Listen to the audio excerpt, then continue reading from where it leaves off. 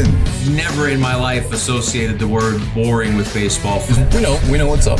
Me? Yeah. Famous? Yeah. And I'm like giddy over there smiling like, we're about to win this shit. Did everyone give you crap? Give me a good, host story. I'm not picking it up. We both love the game. We talk about it every day. Get on baseball. Having some popcorn, you're fooling around your phone. I'd have to wait in line for 3 hours. Hang on, because it's about to be a wild ride.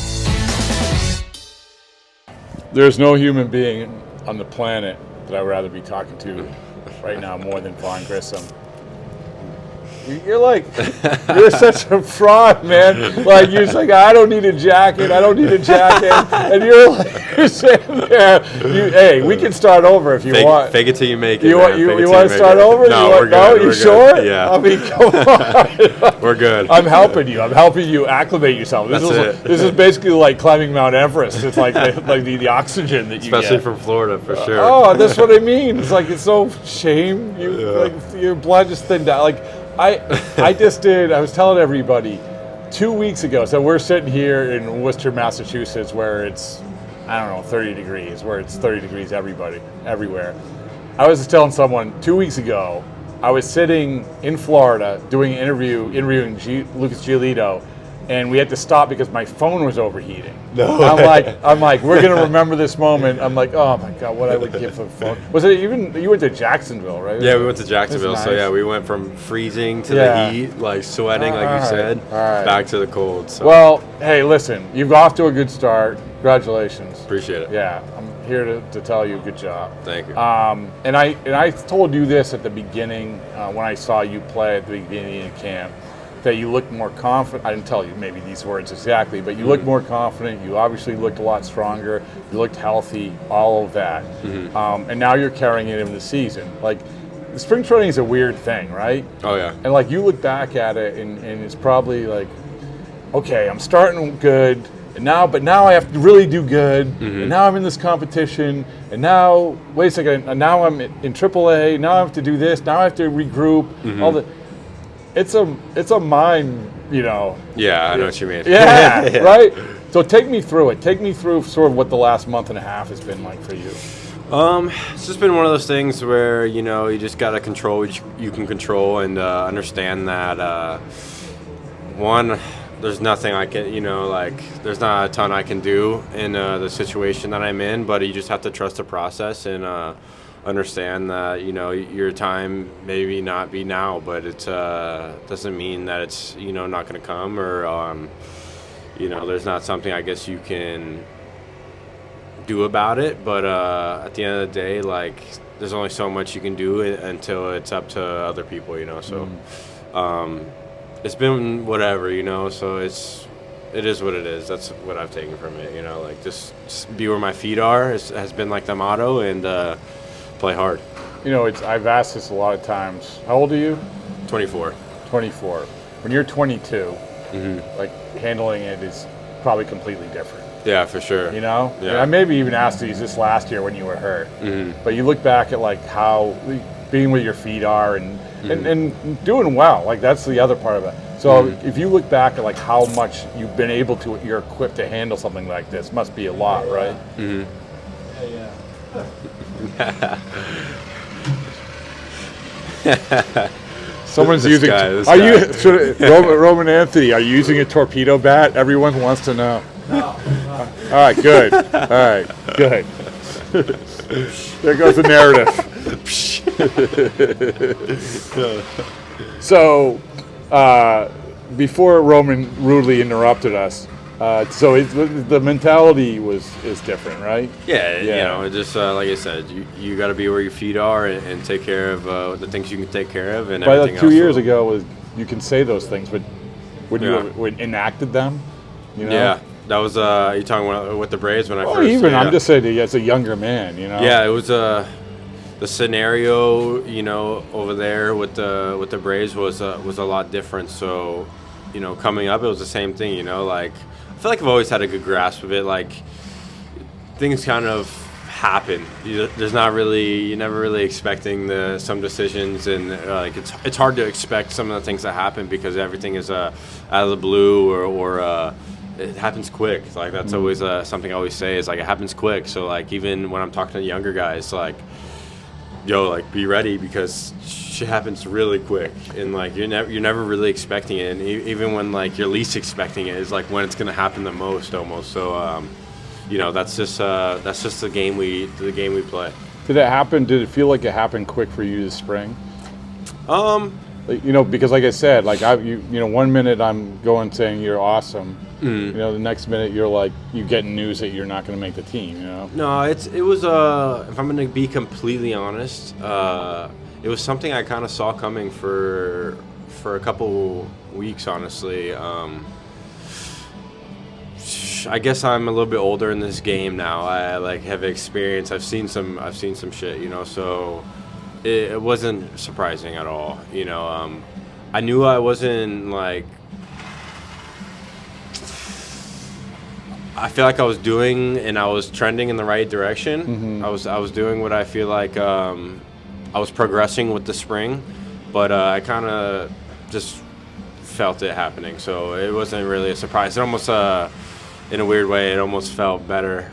You know, like knowing that it was like I was finally told. When you were told, yeah, like, it was pulling the Band-Aid off. Yeah. So because like you know, like we could, you know, it's listen. I mean, you get to the last couple of weeks, playing time and lineups are there's for a reason, right? You can see that, for sure, right? Yeah. But so but still, like you put a lot of time and effort, and you know how optimistic you were coming in and everything. When they sat down and told you that, what was, like you said, there was a sense of relief, but also, you know what? So again, it must have been a sort of a signature moment for you. Yeah, it was definitely confusing because you know. It was what it was. I mean, there's no secret, but it was a little confusing. But it was almost like, I don't know. It was a hard one to swallow or really understand. But at the end of the day, you take a step back and it's just like, yeah, like what else kind of did you like I said, you kind of saw it coming. It's like so it can't be too like surprising in a way. But like is it confusing because again you're head down?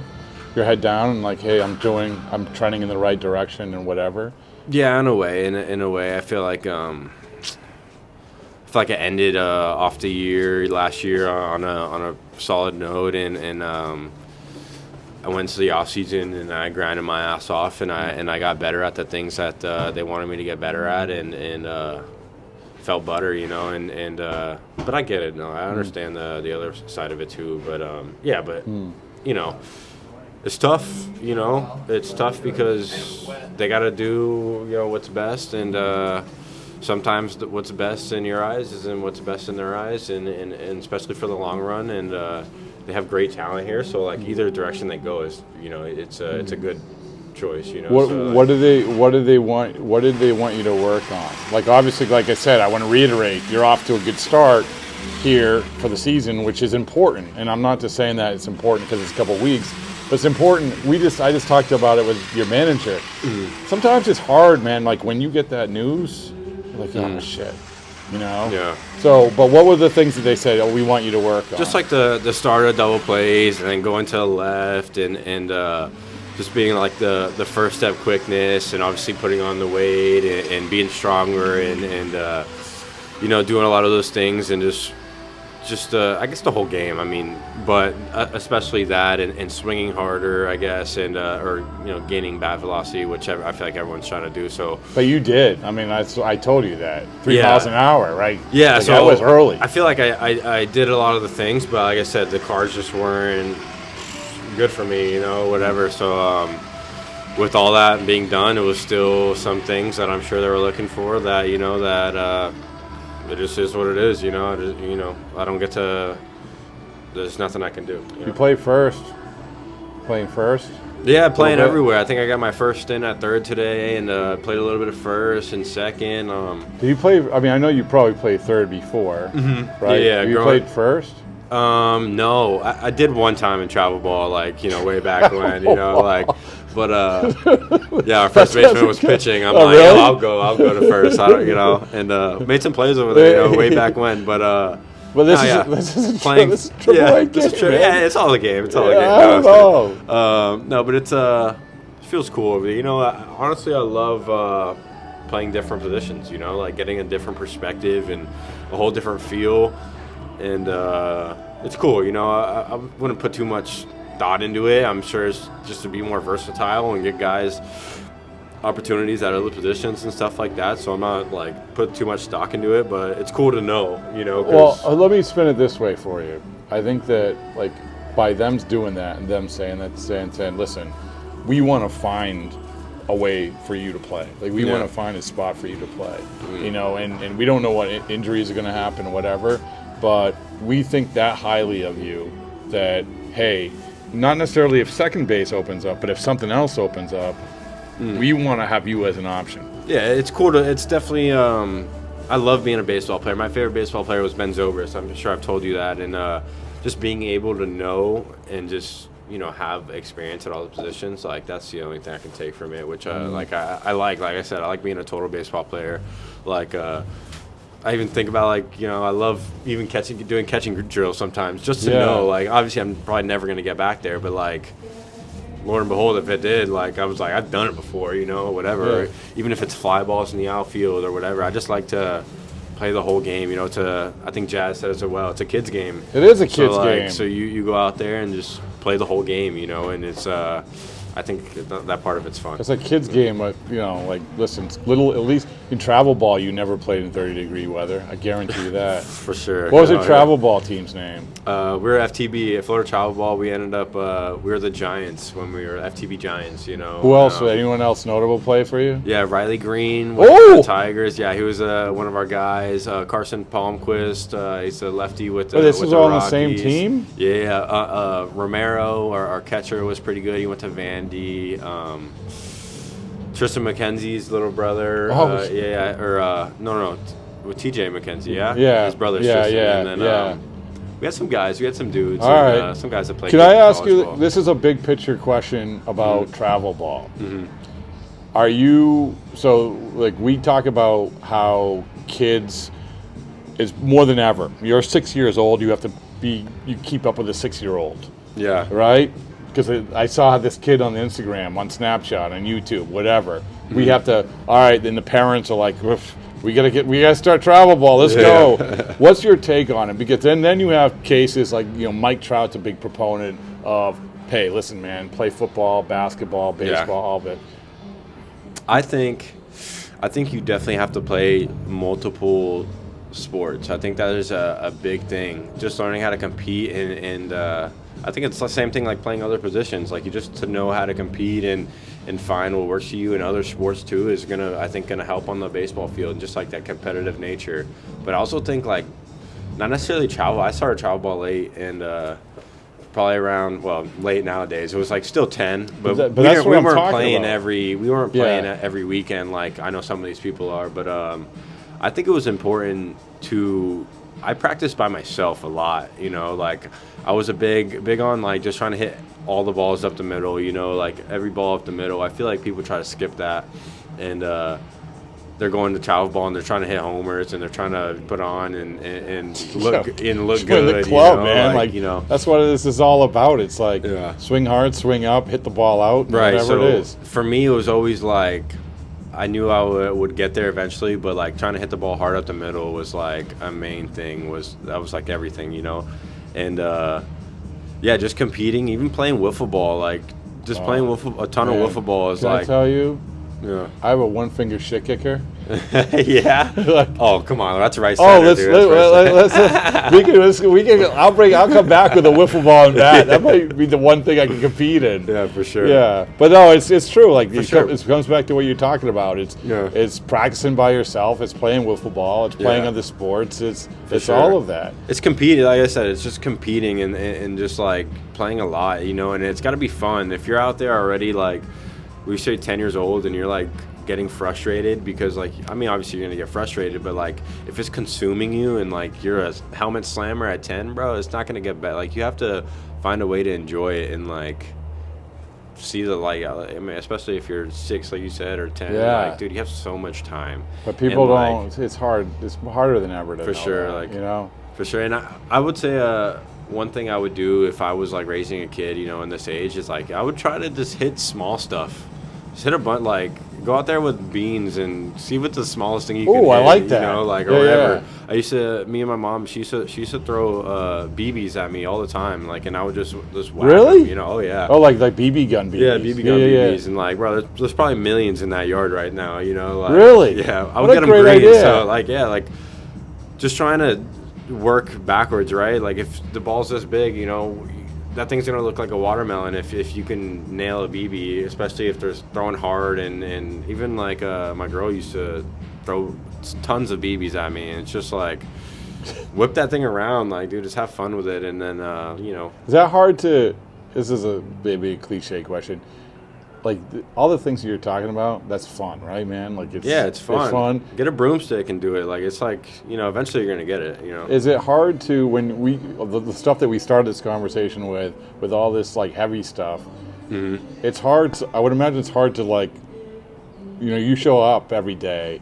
Yeah. Remember the BBs. Remember Right. the broomsticks. Remember like all this. For sure. But that's what I'm here to do, by the way, is to remind you of that. So, no, that's the best part of the game. You know, like definitely, especially in this league, in this era of baseball, everyone's trying to do better and like be like do everything harder, and it's just like a lot of like tension. But like Jazz says, like I'll bring it up again, like it's a kid's game, and a lot of the times we were at our best when it was like fun and it was like loose, and that's how we got noticed.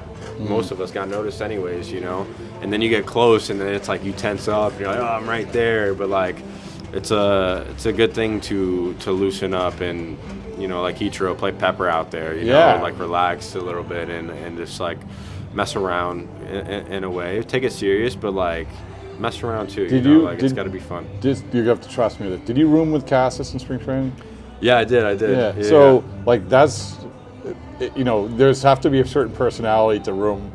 He's got that personality, right? For sure. I think that's why you guys probably vibe a little bit. For sure. Is that true? Yeah, he last year during in Fenway, like we mess around, go outside, and we're hitting seeds and stuff, and the seeds like bouncing around, and we got this little bat, and we're just having fun, and it was just like I said, it's easy to get on the tense side of things and take it too serious, you know, like instead of just letting the athleticism take over and stuff like that. But yeah, he definitely I feel like he's another one, like, yeah, when he's too tense and stuff like that, like he's a different player than when he's like out there loose and just bopping stuff, you know, like just letting the athlete play, you know. Like I don't know if you ever seen videos of him when he was in high school. No. He was an athlete, you know. He was? Like, oh yeah, he was. I saw him when he was a little league. He wasn't an athlete. He looks like a shortstop, you know. So really, like, allowing that to play. Obviously, he has to be who he is at first base and stuff like that. Like we all have to form into what our position is and stuff. But like letting that athlete play, and whether you're a pitcher, you know, most of the pitchers here were shortstops in high school. I know. Like when they're up there, like when they're out there, like trying to like force stuff, it goes bad. But like when they're out there and they're just in flow and they have that shortstop in them, like they're carving stuff up. You know, you can definitely see in a guy's demeanor and stuff like that when they're playing loose and when they're forcing and stuff. So I go back to Mookie Betts when he was in spring training, drove a golf cart into the lake. You know, Roman and Marcelo thought the house was haunted. You got any good like stories from this spring training? With the Cassis Grissom household? No, but he, you know what? He actually is very, very routine oriented, and it's good to be around because it makes you, you know, be on your P's and Q's too. Like he's just super routine oriented, and he has a process, and obviously you guys see his process. And he cooks the eggs, and then he doesn't stop. You know, like he's up in the first guy, you know, up and at the field. So when I hear him leave the field, I'm like, time to go. Like he's, you know, like or leave the house. When I hear him leave to the field, I'm like, all right, like. That makes you want to get up. You're like, I got to get up and go. Yeah. If someone else is there, you know. So that was the first time you guys roomed. Yeah, first time for sure. It worked. It seemed to work out. But it was cool. Yeah. You know, I learn, and he's a fun person, obviously, to talk baseball with. He gets into depth and a lot of different angles and stuff like that, which I feel like I have a ton of different angles too. So to hear a whole different way of thinking about it, or maybe it's the same but different, you know, just a different way to hear it or think about it, you know, like that's like Bregman can talk baseball all day, and like he comes sometimes from a different angle, and I'm like, oh, like I never thought about it like that, but it works, you know, or something like that. So talking baseball, you know, is something that you can always learn from it. Like no matter who, it could be a 10-year-old, you know, can tell you something. It's like, oh wow, like he's onto something. It could be a reporter, who knows? But exactly. But you know, Bregman, he has salsa. That's salsa. What happened? He's salsa. Like oh yeah, the salsa. So right? I haven't tried it yet. Yeah, so this is the thing. So like where we're sitting right now, speaking of Casas, we did the wasabi challenge where you both? I ate it. Yeah, you had it. I ate it. I ate the wasabi, but you guys laughed at me and whatever. But this year we're doing the Bregman salsa. Let's go. Hottest. Yeah, that's right? cool. That's cool. Yeah, so I gotta try that. Let it be said. Let it be done. By the way, did you see the Netflix thing? Speaking of Casas. Yeah, I started watching some of it. Yeah, what a narrator, huh? Like I like it. You know, Who Casas? I mean, just all of it. Well, I thought you meant like Sean McAdams, like basically narrator. Like, oh yeah. Yeah. I mean, I love all of it. It was they did a really great job, you know, just covering everybody, you know, and the story that they tell, the story that they paint is amazing. There's a lot of like grinding through a season. Like that's sort of the theme. Yeah, for sure. And they should have came back this year. It would have been a great year. Yeah. I mean, that's what, you know. I could go on. I could go on a million hours about the Netflix thing. It's for the good and the bad and everything else. But I think it's baseball season's tough. It's like that. You know, they spent a lot of their money in spring training. There were a lot in spring training. And you just don't know how it's going to end up. Right. Yeah. And even with Tristan, I mean, obviously they were going to follow him around, and then he gets hurt, and so. Yeah, that's What they should have done is they should have embedded a camera in your house in spring training. That would have been sweet. Yeah. Hey, well, thank you, man. I appreciate it.